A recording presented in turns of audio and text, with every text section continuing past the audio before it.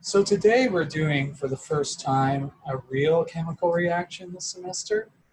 Now there have been some chemical reactions involved in some of the previous labs you've done, but in this one we're actually doing an addition reaction to produce a product.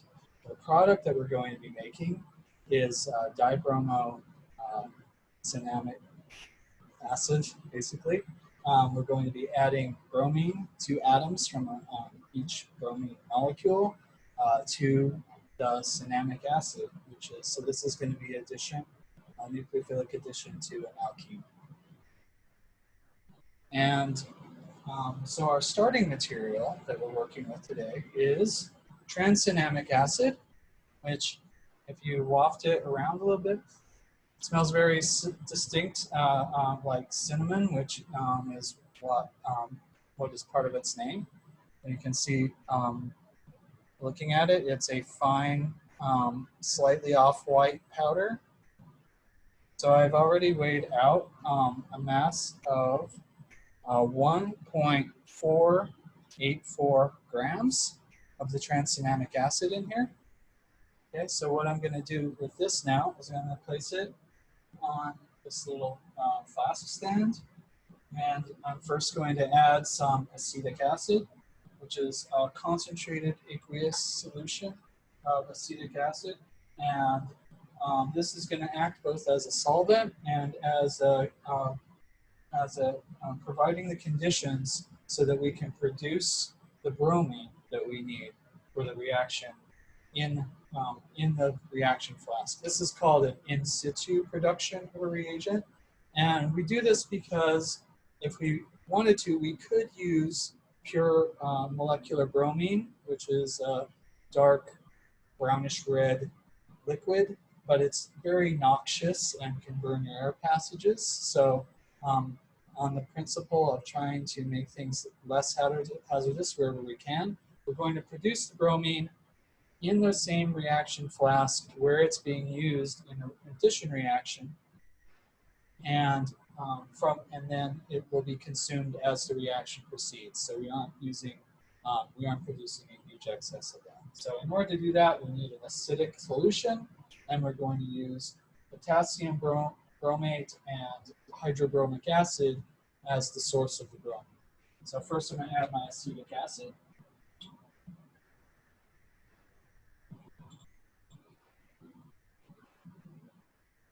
I'm just going to swirl it around a little bit initially.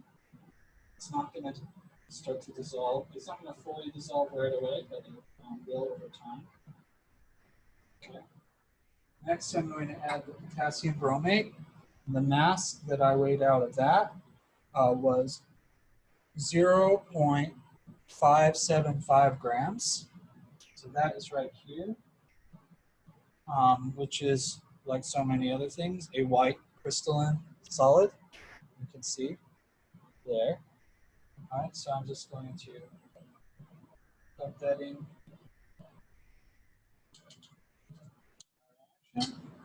Swirl around a little bit more. And then finally, I'm going to add in the hydrobromic acid. And you can notice, as soon as I do that, the color changes. First yellow and then orange, and it's going to get darker for a little while. So that is the bromine that's actually being produced. That's Br2 being produced inside the flask. So I'm going to keep this yellow cap on here so that I don't get too much of the gaseous bromine escaping, as well as the acid fumes. So I'm just going to take that and I'm going to clamp it on here right above the stir plate.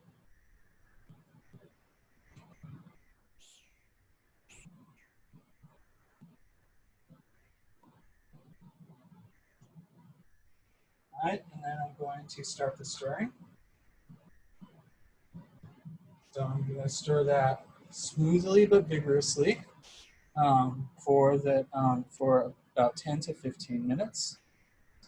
Over the course of this, I'm going to leave the camera running. I'm not going to stand here talking the whole time, so that you can see the color and make observations about what happens to the color over this time.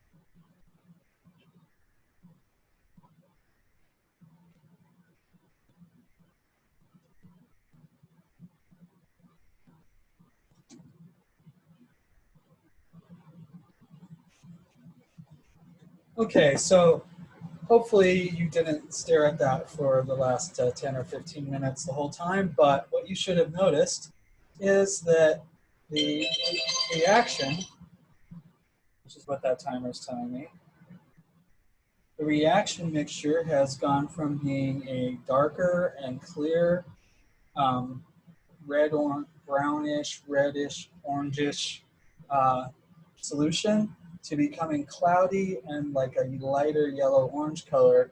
Everybody seems to like to describe this as looking like orange juice. Um, so we will turn off the stirring.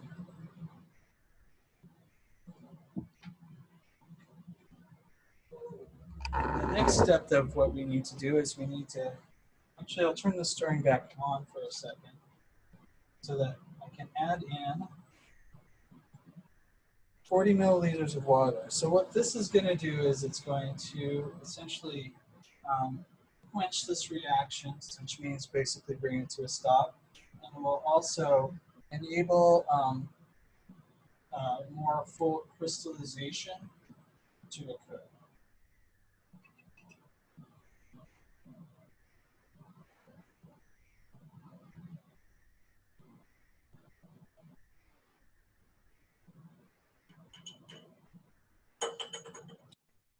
So you can notice that there's another color change that just happened once I did that.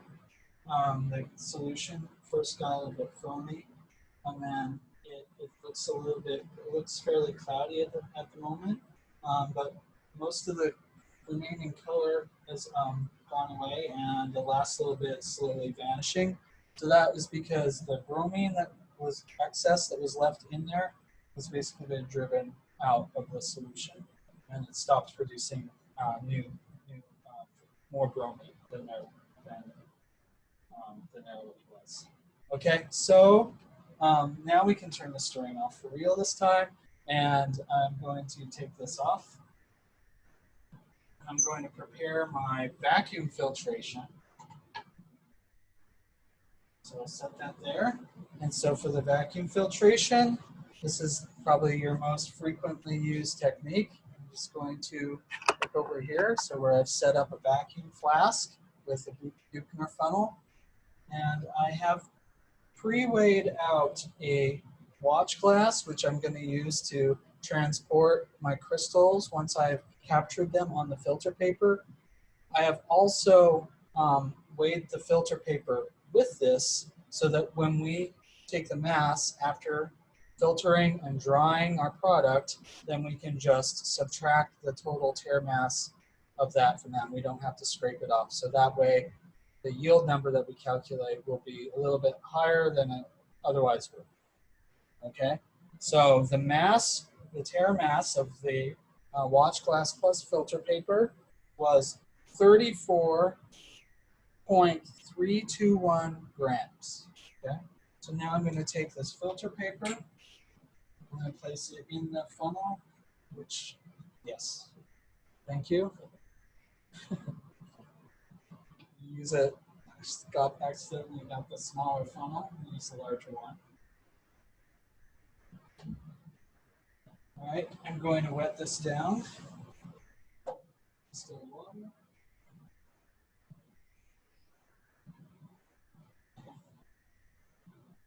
Turn the vacuum on.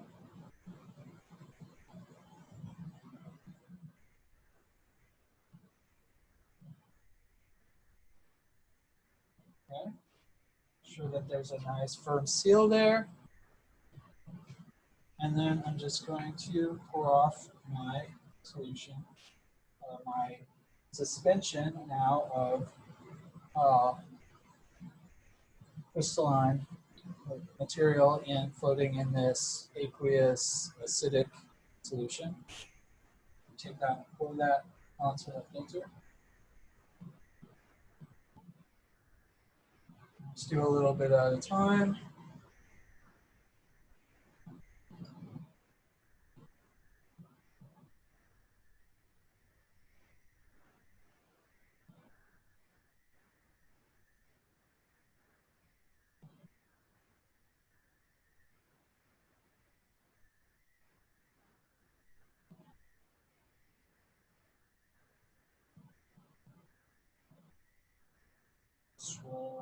try to pull out as much of that as I can.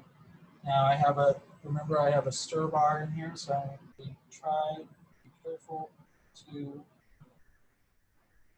not pour out my stir bar and then have to find it from there. I have to pick it up from inside there. So let this sit for a little while, for a few minutes. And now I'm going to put about 10 mils back in here inside my round bottom flask. 10 mils of distilled water.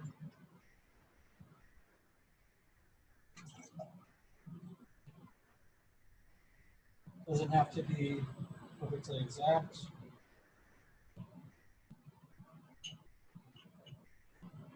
Put in the flask again. Swirl it around.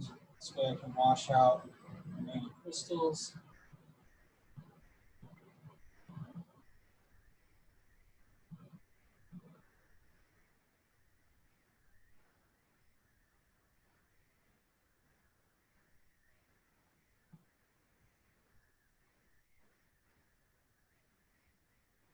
I'll do that a second time. Another 10 milliliters of distilled water.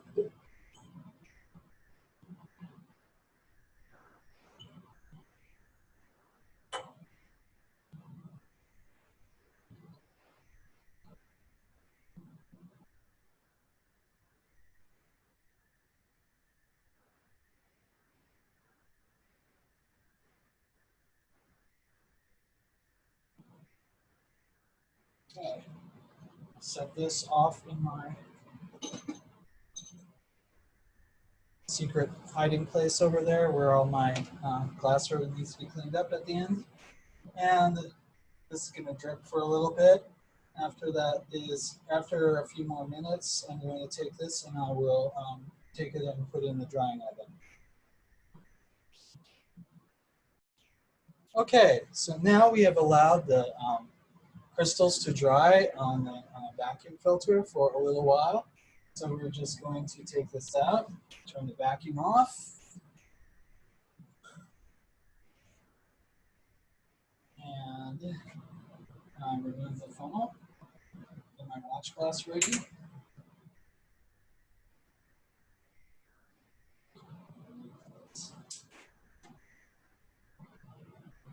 Okay. And then I'm going to take a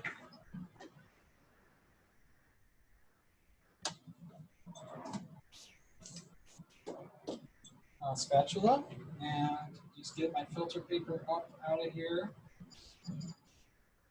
onto the watch glass and scrape any remaining residue out.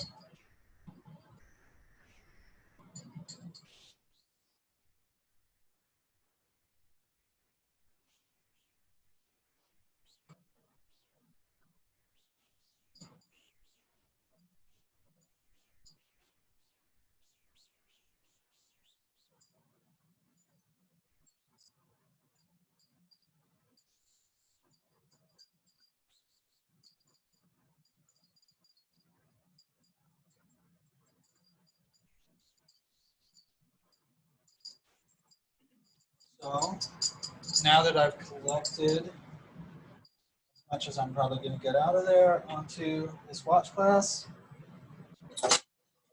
away, I'll take my watch glass over to the drying oven and I will let it dry. Right now it's kind of like a pasty material, but it will get more loose and be more of a loose powder after it dries. After I do the drying, I'll just take it out of the oven. I'll take the mass, and then I will come back with that number of what the total mass was of the crystals plus the weighing paper and the watch glass. Then I will perform an IR on this product, and you will be provided with that spectrum as well as the spectrum of the starting tranexamic acid material in order to analyze it for confirmation of the reaction that it produced, the brominated product. That would be it. Okay, while we're waiting for our product to dry in the oven, we can talk about how this reaction works. Okay, so I mentioned while doing the experiment and adding those first few reagents that we're generating bromine gas or liquid molecular bromine in situ, in the situation, inside the same flask where the main reaction is occurring. So you need to be aware of this reaction. This should be put in your write-up for this experiment, as well as the overall reaction. So let's look first at this in situ again. So you have acetic acid and hydrobromic acid, along with potassium bromate, but we're just going to ignore the potassium because it's a spectator ion. Doesn't really do anything in this reaction. When those react with each other, we produce bromine 2, BR2 molecules, and that's what causes the color to change from clear to darker red-orange during the early stages of the reaction. And there's also some byproducts of water and acetate floating in that solution. If you take that and you combine it with the actual bromination, the primary reaction that we're interested in, we will see all of these most of these same reagents that are up here also involved. So we have tranexamic acid, that's our starting material, and we have that in a solution of where the main solvent is aqueous acetic acid, along with HBr and potassium bromate, and that enables us for each, excuse me, I forgot I just did the metric coefficient up here.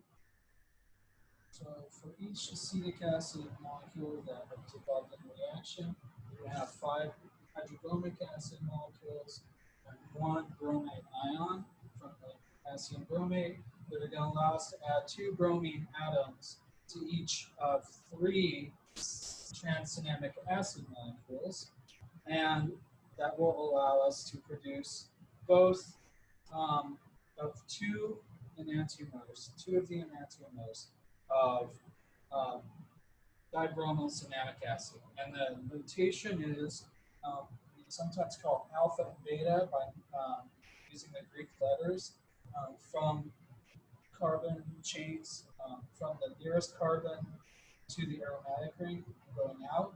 So this could be alpha beta dibromoacetic acid, or the same thing, you could call it 2,3 dibromylcinamic. Okay. Be aware that there are 2 chiral centers in this molecule, which are here and here, and those enable us to have up to 4 different stereoisomers. However, we only get 2. We get a pair of enantiomers. And how that works, we can see by looking at our mechanism. Okay, so we have our alkene group within the tranexamic acid molecule. Electrons from that are going to reach out to the bromine, which has a partial polarization. So those are going to go to the instantaneously slightly positive side of the bromine molecule. And then those are going to push the electrons, the bonding electrons, onto the other bromine. The result of that step is that you're going to attach a bromine atom to one side of the what was the double bond, and there's going to be a positive charge momentarily on the other side of where that double bond used to be. The other bromine atom is going to be picked up in the next step. So, or it's going to be picked up a couple steps later, actually.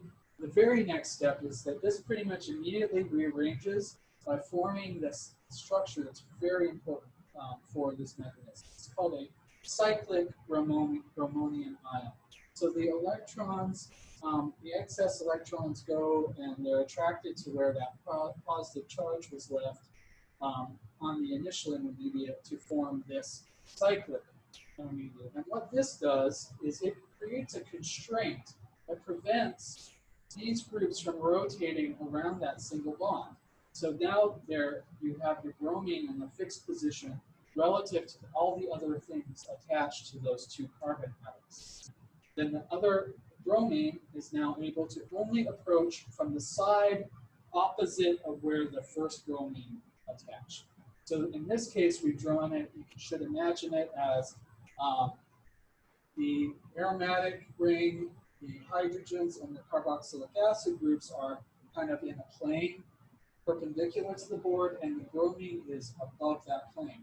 So the bromide that is going to give us the other bromine on our product is going to come in from the bottom of that. And it can come into either of two sides. So we have prevented the possibility of adding onto the top, so we can't get those two isomers. But we can add onto two possible different places on the bottom, and depending on which one that it adds onto will determine which of the two enantiomers that we get. This mechanism and this type of mechanism, which it also occurs in a number of other reactions, is called anti-addition. So anti means opposite, so the bromine atoms add onto opposite sides of the plane of the bond that is being replaced by those atoms. So we end up with two stereoisomers, which are enantiomers of each other. There is this in here, here. So from these structures, you should be able to apply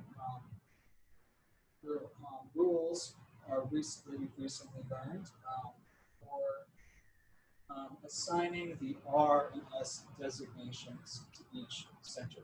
So you'll write that out as, say, one of them will be